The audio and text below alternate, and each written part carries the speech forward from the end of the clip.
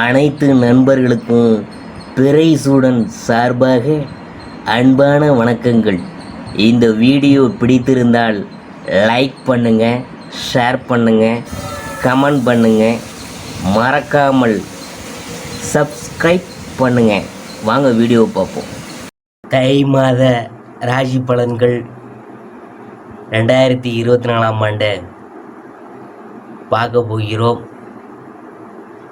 தை மாதத்தில் சூரியன் மகர ராசியில் பயணம் செய்கிறதுனால இது மகர மாதம் என்று அழைக்கப்படுது. செவ்வாய் தனுசு ராசியில் நிற்கிறார். 21ஆம் தேதி மகர ராசிக்கு மாறுகிறார். புதன் தனுசு ராசியில் நிற்கிறார். 13ஆம் தேதி மகர ராசிக்கு செல்கிறார். குரு மேச ராசியில் இருக்கிறார். சுக்கிரன் விருச்சிக ராசியில் இருக்கிறார். 5ஆம் தேதி தனுசு ராசிக்கு செல்கிறார். சனி கும்பராசியில் அமர்ந்திருக்கிறார். ராகு மீன ராசியில் இருக்கிறார். கேது கன்னி ராசியில் இருக்கிறார். அதாவது மகரத்தில் சூரியன் பயிற்சி புது கூட்டணியால் யாராருக்கெல்லாம் யோகம்லாம் தேடி வரப்போகிறது என்று நாம் பார்க்க போகிறோம். தை மாத ராசி பலன்கள் 2024 ஆண்டு சிம்ம ராசியை பற்றி தான் நாம் பார்க்க போகிறோம். அரசரை போல கோலோச்சும் ஆற்றல் மிக்க சூரியனை அதிபதியாக கொண்ட சிம்மராசி அன்பர்கள் ஆத்திரமும் அவசரமும் அறிவுக்கு சத்ரு என்பதை உணர்ந்து அதற்கு தகுந்தாற் போல நடந்து கொள்வீங்க.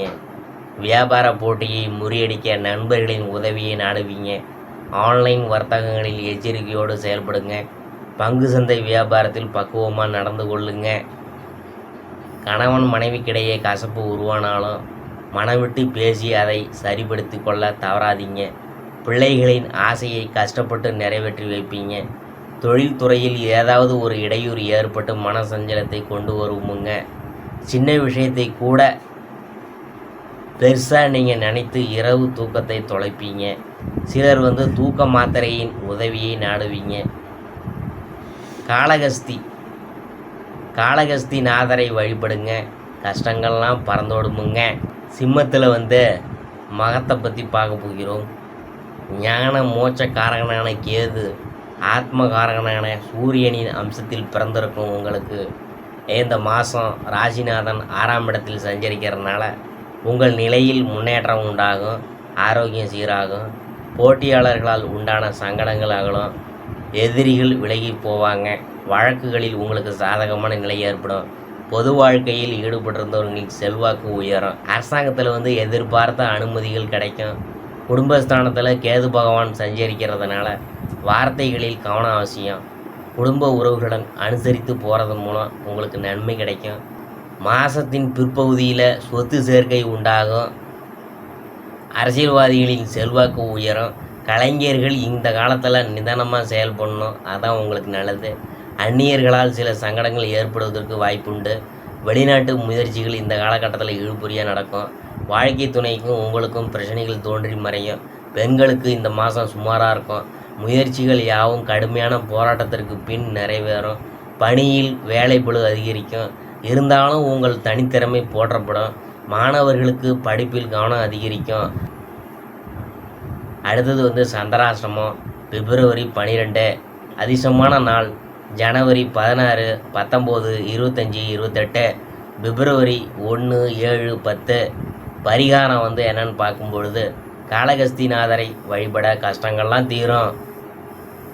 சிம்ம ராசியில் பூரத்தை பற்றி பார்க்க போகிறோம். ஆத்மகாரகனான சூரியன் அதிர்ஷ்டகாரகனான சுக்கிரனின் அம்சத்தில் பிறந்த உங்களுக்கு நீங்கள் மேற்கொள்ளும் முயற்சிகளில் முழுமையான கவனம் இருக்கும். எடுத்த காரியத்தை முடிக்க வேண்டும் என்ற எண்ணம் இருக்கும். இந்த மாதம் உங்கள் நட்சத்திரநாதன் எதிர்பார்ப்புகளை நிறைவேற்றுவார். பொன்பொருள் சேர்க்கை உண்டாக்குவார். வருமானத்தை அதிகரிப்பார். சிலருக்கு புதிய வாகனம் சொத்து சேர்க்கையெல்லாம் உண்டாகும். அரசு வகையில் மேற்கொள்ளும் முயற்சிகள் வெற்றியாகும். தொழில் தொடங்க வெளிநாடு செல்ல எதிர்பார்த்த அனுமதி கிடைக்கும். வழக்கு விவகாரங்களில் சாதகமான நிலை ஏற்படும். பணியில் இருக்கிறவங்களின் பிரச்சனைகள் விலக ஆரம்பிக்கும். பணியாளர்கள் சங்கடங்களில் இருந்து விடுபடுவாங்க. வியாபாரத்தில் அக்கறை அதிகரிக்கும். லாப நிலை ஏற்படும். அரசியல்வாதிகளின் செல்வாக்கு உயரும். குடும்பஸ்தானத்தில் கேது சஞ்சரிக்கிறதுனால குருவின் பார்வை உங்களுக்கு உண்டாவதால் சங்கடங்கள்லாம் இல்லாமல் போவோம். எல்லாவற்றையும் சமாளிப்பீங்க. சப்தமஸ்தானத்தில் சஞ்சரிக்கும் சனியால் வாழ்க்கை துணையின் உடல்நிலையில் சங்கடங்கள் ஏற்பட வாய்ப்புண்டு என்கிறனால கவனமாக இருக்கணும். பெண்களுக்கு குடும்பத்தில் எதிர்பார்த்த நிம்மதி இருக்கும் என்றாலும் வாழ்க்கை துணையின் உடல்நிலையில் அக்கறை செலுத்த வேண்டியது இருக்கும்.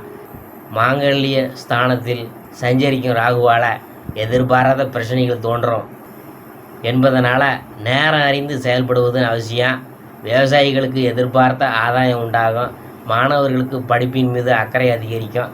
ஆசிரியர்களின் ஆலோசனையை ஏற்றுக்கொள்வீங்க. சந்திராஷ்டமம் ஜனவரி 15. அதிர்ஷ்டமான நாள் ஜனவரி 19, 24, 28, பிப்ரவரி 1, 6, 10. பரிகாரம் என்னன்னு பார்க்கும்பொழுது மீனாட்சி அம்மனை வழிபட மேன்மைகள்லாம் உண்டாகும்.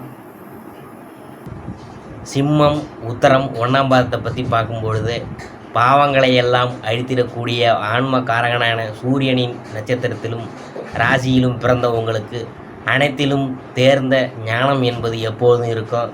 அதனால் வாழ்க்கையின் ஒவ்வொரு அம்சங்களையும் புரிந்து கொண்டு அதற்கேற்ப செயல்படுவீங்க. இந்த மாதத்தில் சூரியன் 6ஆம் இடத்தில் சஞ்சரிக்கிறதுனால நீங்கள் எடுத்த காரியங்களில் எல்லாவற்றிலும் வெற்றி உண்டாகும். முயற்சிகள் யாவும் சாதகமாக இருக்கும். புதிய தொழில் தொடங்க நினைத்தவங்களின் எண்ணம் நிறைவேறும். தொழிலில் ஆதாயம் அதிகரிக்கும். அரசு வழியில் எதிர்பார்த்த சலுகைகள் கிடைக்கும். கடந்த காலங்களில் இருந்த சங்கடங்கள் விலக ஆரம்பிக்கும். 2ஆம் இட கேது, 7ஆம் இட சனி, 8ஆம் இட ராகுவால் ஏற்படும் நெருக்கடிகளை 6ஆம் இட சூரியனும் பாக்கிய குருவும் விலக்கி வைப்பாங்க. புதிய சொத்து சேர்க்கை உண்டாகும். திருமண வயதினருக்கு வரம் தேடி வரும். குழந்தை பாக்கியத்திற்காக காத்திருந்தவங்களின் எதிர்பார்ப்பு பூர்த்தியாகும். குடும்பத்தில் இருந்த பிரச்சனைகள் விலகும். அரசியல்வாதிகளின் செல்வாக்கு உயரும். சிலர் புதிய வீட்டில் குடியேறுவாங்க. கணவன் மனைவிக்குள் இருந்த சங்கடங்கள் விலக ஆரம்பிக்கும். பெண்களின் விருப்பங்கள் நிறைவேறும். குழந்தைகளால் பெருமை உண்டாகும். குலதெய்வ அருள் கிடைக்கும். வாழ்க்கை துணையின் நலனில் கூடுதல் கவனம் செலுத்தி வருவது நன்மையாக இருக்கும். விவசாயிகளின் விளைபொருள்கள் நல்ல விலை போகும். வியாபாரம் ரொம்ப சிறப்பாக இருக்கும். மாணவர்கள் படிப்பில் முன்னேறுவாங்க. சந்திராஷ்டமம் ஜனவரி 16. அதிர்ஷ்டமான நாள் ஜனவரி 19, 28, பிப்ரவரி 1, 10. பரிகாரம் என்னன்னு பார்க்கும்பொழுது திருக்கோவிலூர் வீரட்டேஸ்வரரை வழிபட வினைகள்லாம் தீரும். இதுவரைக்கும் நாம் பார்த்தது தை மாத ராசி பலன்கள் 2024ஆம் ஆண்டு சிம்மராசியை பற்றி தான் நாம் பார்த்தோம்.